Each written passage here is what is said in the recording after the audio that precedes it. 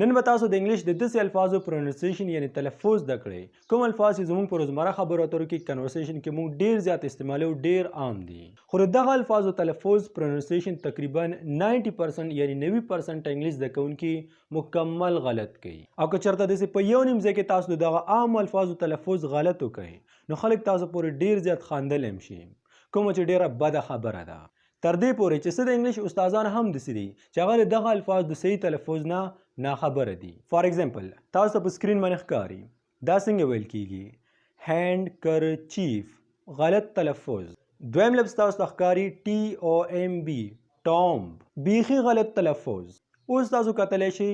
بوفټ یا بفټ پام کوه داسې ونه وی دام غلط دی اوس تاسو ته ښکاري د ورځې نوم ټیوزډے یا ټوزډے خفه نشئ خو دام غلط دی اوس یو داسې لفظ چې دا موږ په واتس اپ کې ډیر زیات استعمالوو هغې ته ویل کېږي آرچیو د چا په مخ کې ونه وی ډیر به درپورې وخاندي آرچیو غلط تلفظ صبر وکړه صرف دغه الفاظ نه دي دا خو مې راته یو څو اګزامپلز درکړل داسې ډیر الفاظ دي چې د هغې تلفظ زیاتره خلک بیخي غلط کوي او انشاءالله نن په دې ویډیو کې موږ به د داسې ډیرو الفاظو صحیح تلفظ زده کوو او ورسره به معنی هم زده کوو نو ګرانو کتونکو که چېرته تاسو په وړومبي ځل د چینل ته راغلي یاستئ نو زما نوم عبید علي دی د چینل نوم دی د یو ایل انګلیش په پښتو کې د کوم نه چې صفا ظاهره ده چې دلته تاسو انګلیش په پښتو کې ډیر په اسانۍ سره زده کولی شئ لکه څنګه چې تاسو ته په سکرین باندې ښکاري حمید خان و چې هغه د دې چینل په برکت سره په انګلیش کې هم ډیر تکړه شو او د انګلیش لیکل یې هم زده کړل نو که ستاسو هم خواهش وي انګلیش ویل بیا زموږ چینل همدا اوس سبسکرایب کړئ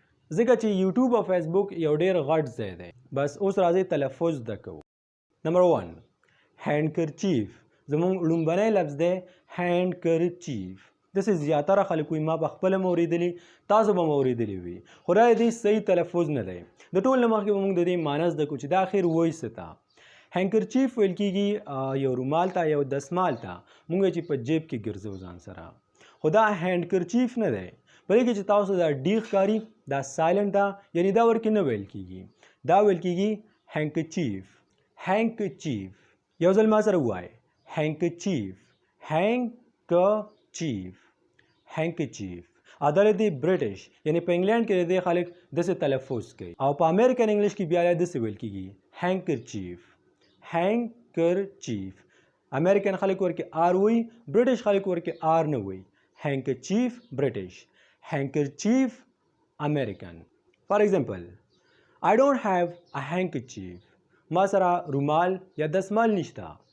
I don't have ما سره نشته a handkerchief یو رومال یا یو دسمال او do you have a handkerchief do you have a handkerchief آیا تا سره یو رومال شته نمبر 2 TOMB ټامب زیاتره خلک داسې وایي تاسو به خامخا اورېدلی وي که چېرته تاسو هم ټامب وایئ نو ټوم مه وایئ د دې صحیح تلفظ دی ټوم TOOM بي ورکې سایلنټ ده بي ورکې نه ویل کېږي ما سره ووایئ ټوم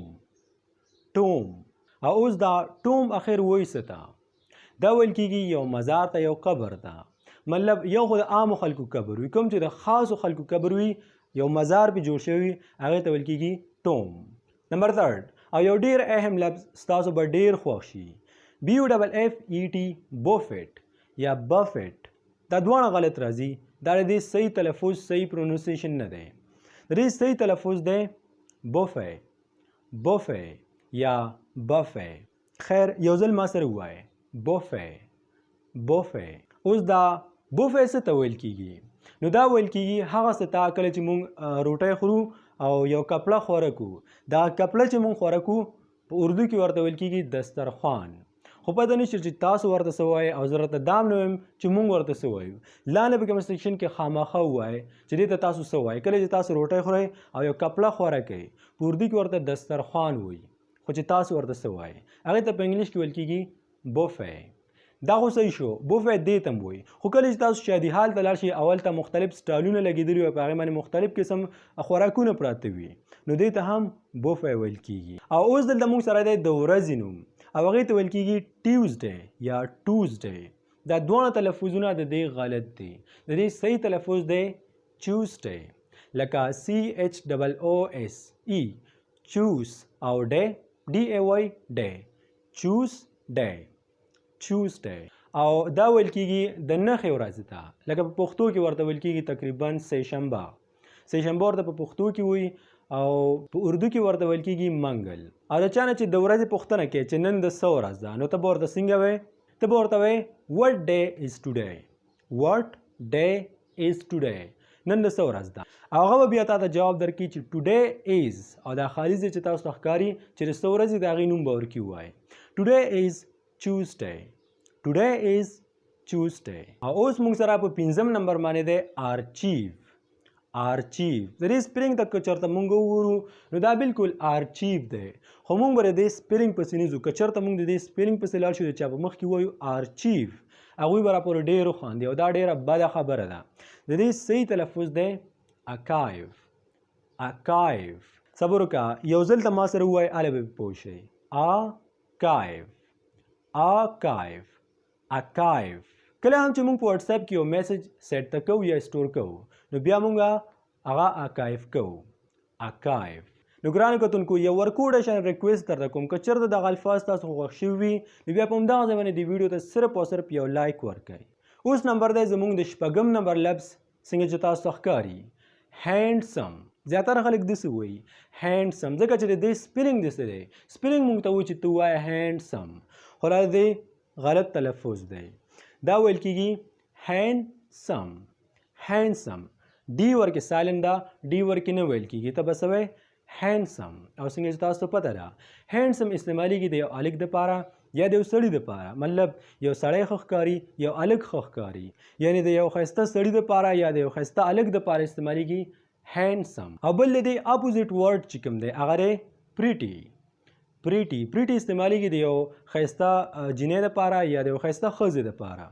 pretty یعنی handsome د هلک یا د سړي دپاره استعمالیږي چې ښایسته وي، او pretty د یو جینۍ دپاره یا د یو ښځې دپاره استعمالیږي چې ښایسته وي. خو ګوره دا هم په یاد ساتئ او د دې په باره کې تقریبا زیاتره خلکو ته پته نشته. هغوی صرف داسې وایي چې بس دا handsome صرف او صرف د سړي او د هلک دپاره استعمالیږي او pretty صرف او صرف د ښځې دپاره استعمالیږي، خو دا غلطه خبره ده.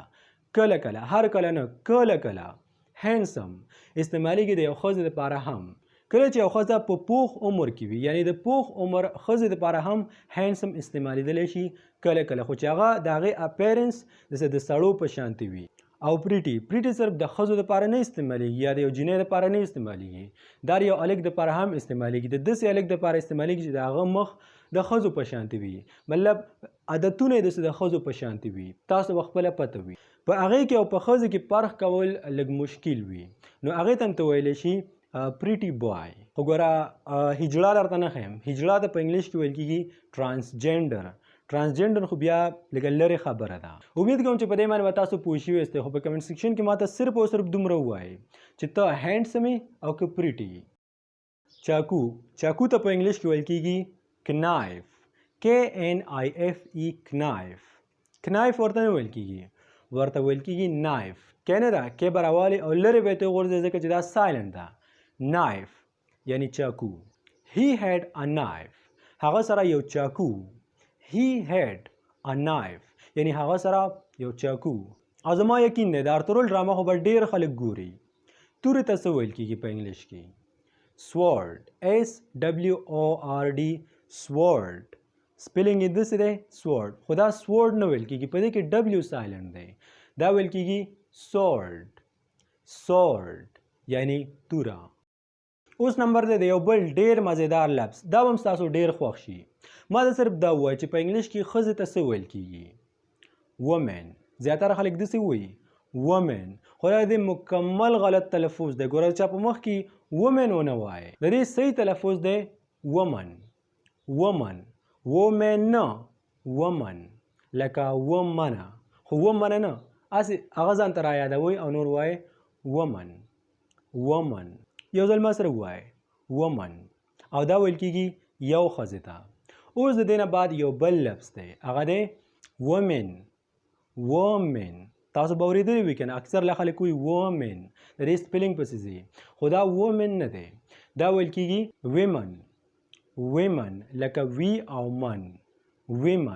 ما سره ووایه لومبنی لفظ WOMAN woman. دویم لفظ WOMEN په دواړو کې صرف د A او د E فرق دی او دا ویل کېږي women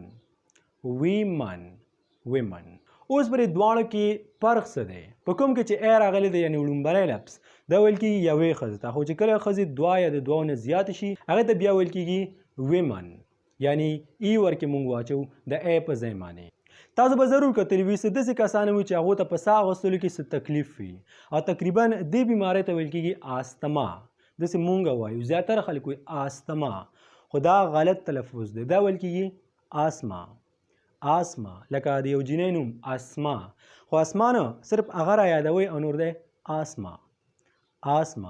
دا یو قسم ته بیماری ده چې په دې کې تقریبا ما ته خو پته نشته الله دې هر څوک وساتي په دې کې ساه تقریبا لنډه کېږي یو ځل ته داسې کار وشو چې زما بلډ پریشر ډېر زیات کم شوی و زه لاړم ډاکټر ته چې ډاکټر ته لاړم نو هغه ماته وویل چې تا ته خو انګلیش درځي زه درنه یو پوښتنه کوم هغه زما نه د دې لفظ په باره کې پوښتنه وکړه چې دا څه ته وایي یعنې داسې راته ویل ویهیکل څه ته وایي ته ماته دا ووایه چې ویهیکل څه ته وایي ما ورته ویل چې دا ویهیکل نه دی ویهیکل د دې غلط تلفظ غلط پرونسیشن دی ویهیکل هیڅ کله مو نه وایي دا ویل کېږي ویکل خو ویکل څه ته ویل کېږي تلفظ خو زده کړو خو اوس د دې معنی هم زده کړئ ویکل ویل کېږي ګاډو ته مطلب ټرک ته بس ته موټر ته ډاکسن ته پلین کوچ ته دغه ټولو ګاډو ته چې په اوچه باندې ګرځي دې ته ویل کېږي ویکل نو اوس په اخر کې یو ځل بیا موږ سره د ورځې نوم دی ویډنسډے غلط تلفظ دی غلط پرونسیشن دی دا ویل کېږي د چهارشنبې ورځې ته خو د دې صحیح تلفظ دی ویډنسډے ونه وایئ وینسډے یو ځل ما سره ووایئ وینسډے او اوس د خیالي ورځې ته څه ویل کېږي د اتوار نه چې مخکې وي هغې ته ویل کېږي سیچرډے تاسو به اورېدلي وي سیچرډے غلط تلفظ دی دا ویل کېږي ساټرډے صرف یو ځل ما سره ووایئ ساټرډے په تیزه ووایئ ساټرډے امریکن داسې وایي ساټرډے هغوی پې دا آر نه دی دا پې لږ شانتې را پرېږدي خو برټش نه دی د هغوی آر سره بیخي نه لګېږي ځکه چې برټش خلک دا لفظ وایي ټیچر یعنی استاز ټیچر اخره کې د شوا ساوند وي د شوا आवाज وي یعنی ټیچر خو که چېرته همدغه لفظ تاسو د امریکن خلکو نه واورئ نو هغوی بیا داسې وایي ټیچر هغوی پې آر را پرېږدي آر ورکې وایي ډېر ګرانه او زړه ته نږدې کتونکو زه امید کوم چې د دې ویډیو نه به هم تاسو څه زده کړي وي ستاسو په علم کې به ډېره اضافه کړې وي که چېرته تاسو غواړئ چې همدغه شان د تلفظ په باره کې یعنې د پرونونسیشن په باره کې نورې ویډیوګانې هم وګورئ نو زموږ په چینل باندې د مخکې نه پرتې د مخکې نه موږ اپلوډ کړي دي د هغې لینک به زه لاندې تاسو په ډسکرپشن کې درکړم زیاتره خلکو ته دا پته نه وي چې ډسکرپشن څه ته وایي نو ډسکرپشن هغې ته وایي چې په هغې کې د ویډیو په باره کې خبرې لیکلې وي د دې ویډیو نه لاندې لږ شانتې لاندې تاسو وګورئ په هغې کې به تاسو ته دغه لینک میلاو شي او هغې ته ویل کېږي ډسکرپشن او که په هغې کې چېرته تاسو ته په لاس درنغی نو یو کمنټ وکړئ زه به تاسو ته په خپله لینک در سینډ کړم او یا که چېرته تاسو غواړئ چې د انګلیش ګرامر زده کړئ ټینسونه زده کړئ د 4000 اسنشل انګلیش ورډ په هغې کې حصه والئ د هغې درې واړه لینکونه به هم تاسو ته په ډسکرپشن کې میلاو شي او زه امید کوم چې د دې نه به تاسو ډېره فایده والئ تاسو ته به د ډېر خیر ضرور رسیږي د خپل ځان ډېر خیال ساتئ انشاءالله ډېر زر به موږ یو سپیشل د انګلیش کورس تاسو دپاره شروع کوو